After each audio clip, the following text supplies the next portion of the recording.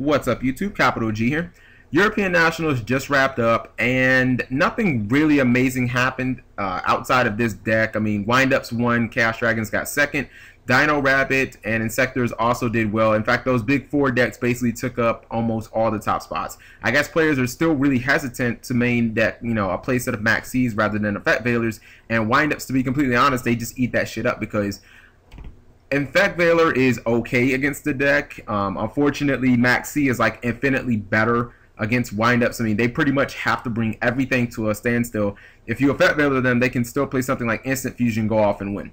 Okay, but to the point of the video, Nicholas Petz ran a Watt deck, and he made top 32. And I think that that is maybe one of the most impressive feats that we've seen, at least in the last 3 months at a major event.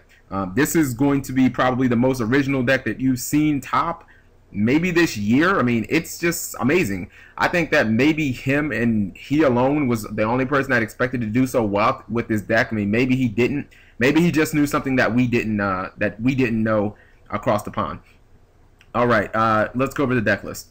3 copies of Watt Hopper, 3 copies of Watt Cobra, 3 copies of Watt Dragonfly, 1 copy of Watt Giraffe, 2 copies of Shining Angel, 3 copies of Effect Veiler, 1 copy of Karkardi, 3 copies of Pod Duality, 2 copies of Shard of Greed, 1 copy of Messenger of Peace, 1 copy of My Body as a Shield, 1 copy of 1 for 1, 1 Monster Reborn, and 1 Recycling Batteries.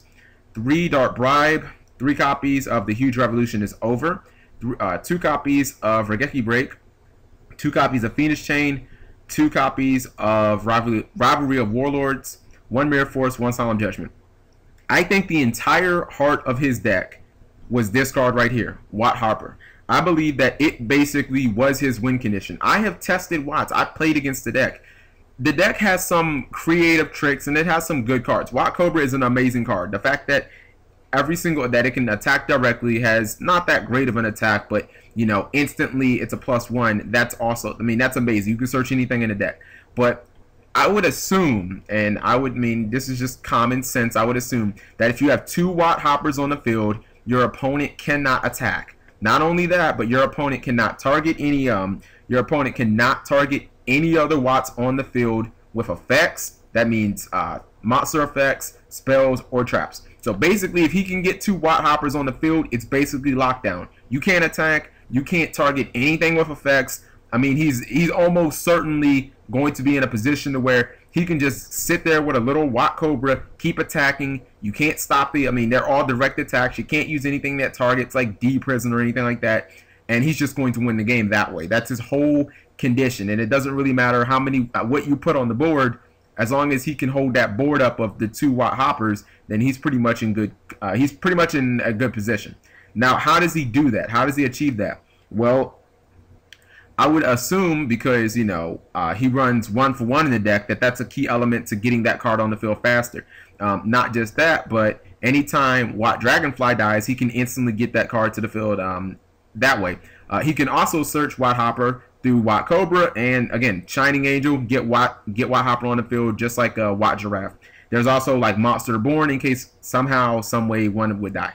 Now, his traps, I would assume, were what tied everything together. You know what I mean? Because he doesn't have as much lockdown as I would like to see, but he has a whole bunch of cards that when he gets his board set up the way he wants, he can just sit there, and it's almost like playing a burn deck, except, you know, with your Watt cards, you just have to attack directly. What I mean is, he's playing Dark Bribe and maxing out, and he's playing The Huge Revolution is Over. So many people probably have never even heard of this card. Basically, it's like Starlight Road. The difference is it doesn't give you a Stardust Dragon, but it's a counter trap. That means that, you know, all those times that people play Starlight Road and their opponent goes Solemn Warning, that can't happen. I mean, the only way basically to stop this card is to have something like, you know, a 7 Tools of the Bandit, or they'll burn your Solemn Judgment on it. Another difference is, let's say you have 1 monster on the field and your opponent has a monster and they play Dark Hole. It doesn't have to be 2 cards on your field. It just has to be 2 cards, period. And it also, let's say you use it on a monster effect. Instead of that monster dying and just going to the graveyard like a Black Rose Dragon, it's removed. So that's definitely good. So I'm not really sure that I would have mained that 3 copies of this. That seems like a little bit of overkill. But, I mean, you basically get the point that he was trying to make. get 2-watt hoppers on the field, and then use tons of protection to make sure that your opponent can't break up that lock.